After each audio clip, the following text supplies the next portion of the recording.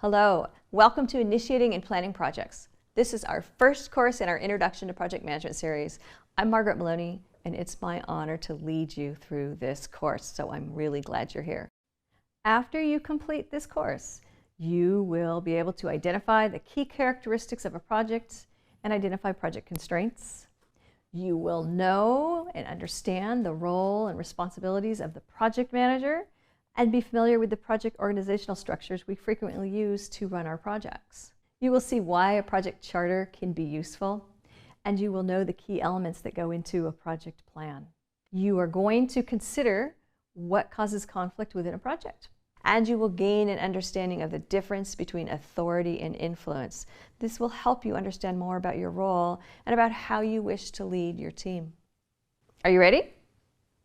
Let's jump in. We should start with the basics.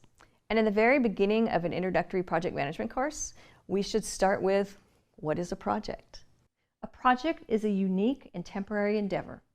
It has a defined beginning and end, and the purpose of the project is to create a specific product or service, or to make changes to a specific product or service. Let's consider some examples.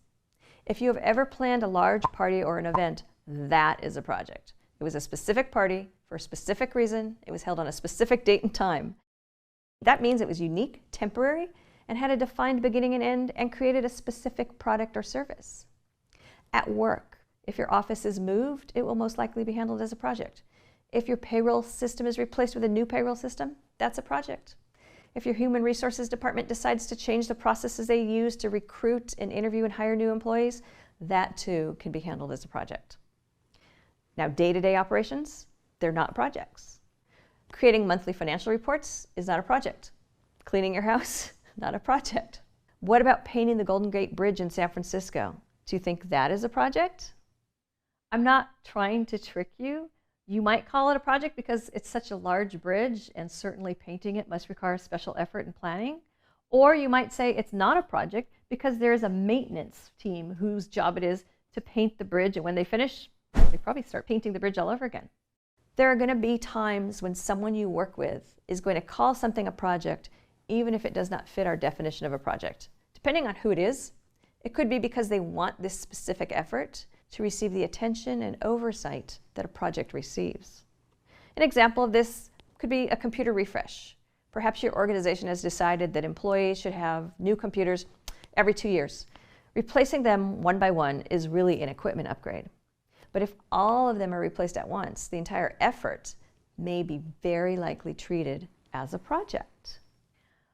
When you execute a project, you have certain constraints that you face. A constraint is a factor which might place limitations or restrictions on what you do, or how you do it, or when you do it. For example, if your project is a party or an event and it has to occur on a specific date, that is a constraint. If your project is to purchase and install a new payroll system, that new system has to provide a certain functionality, yet you do not have unlimited budget. That's a constraint. If your project is to design and manufacture a new product, you might have requirements as to how much of the manufacturing can occur outside of your country. That's a constraint. As a project manager, you oversee the success of the project. You are using your knowledge and skills combined with project management tools and techniques to ensure that project objectives are met. You are the one who is responsible for defining that special event or that payroll system or implementation. You help to ensure that the requirements are identified, that all involved are properly represented, and that communications are clear and well coordinated, and you lead the team to success. As we go through this course together, each area we cover is another part of your domain. When we discuss managing risks, it's because you need to ensure that your project has strong risk management. When we talk about the schedule, it is because you need to ensure that the project has a realistic schedule. The way in which your project team is structured really sets the tone for how you are going to work with your team. There are some specific structures that are used by most organizations. The basis for these organizations is the Guide to the Project Management Body of Knowledge. We haven't discussed the Project Management Body of Knowledge yet, so now we will. The Project Management Body of Knowledge or PMBOK guide, has been created for us by the Project Management Institute, or PMI. The PMI is the global professional organization for project managers. The PMI created and now updates the PMBOK guide to promote successful project management through standardized knowledge areas and processes which we use to manage our projects from start to finish. What you are learning about in this class is based upon the recommendations of the PMI and from the Guide to the Project Management Body of Knowledge. With that information in hand, let's look at some of those project organizations. First, we will look at what is called the functional organization. In a functional organization, there is little to no project management.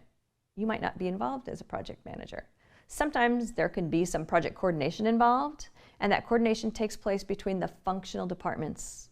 Now, by functional, I mean groups such as marketing, operations, finance, information technology. Each manager of each group oversees their part of the project. Employees working on the project may or may not know there's a project. They just might recognize that their manager has asked them to do something different than usual. There's probably limited conversation between team members because they do not know they are a team, and there are probably no project team meetings. Now we're going to look at 3 types of matrix organizations: weak, balanced, and strong. The designation of weak, balanced, or strong has to do with who has more power or control over the project, the functional manager or the project manager.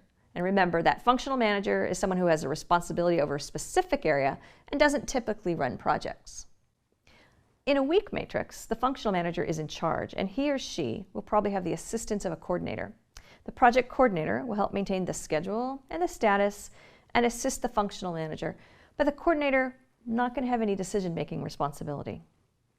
Within the balanced matrix, there's a recognition that having a project manager assigned will help to ensure success, and that project manager has some decision-making responsibilities, but so does the functional manager.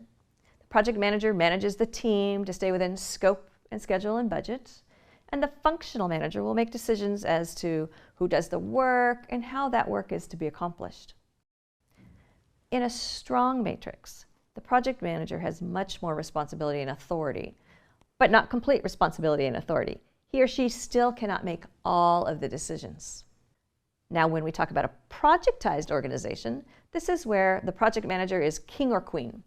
The team is dedicated, works on this one project, and the project manager will act as the manager of the team, possibly even writing performance appraisals. So which one of these is the best organization? Now that's a trick question.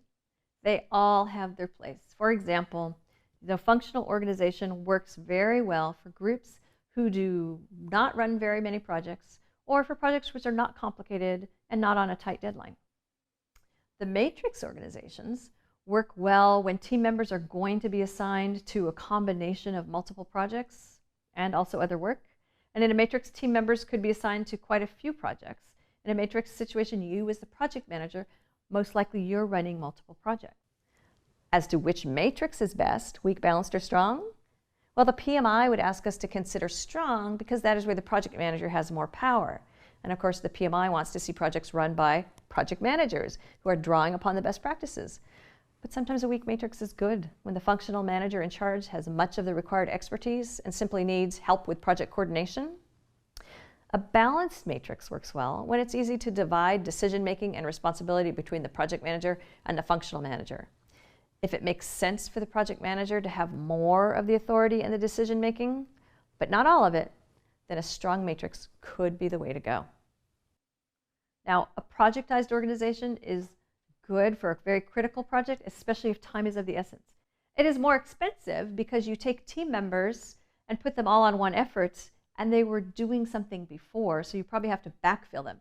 But the project gets all of the focus and attention that's required. There really is a time and a place for each of the project organizations. And in fact, you'll find that some companies may use a combination of all or some, depending on the project at hand. Now look at you. We started out with some basics such as what is a project, and now you have an idea as to what you will do as a project manager and how project teams can be structured. And we're finishing up our first module.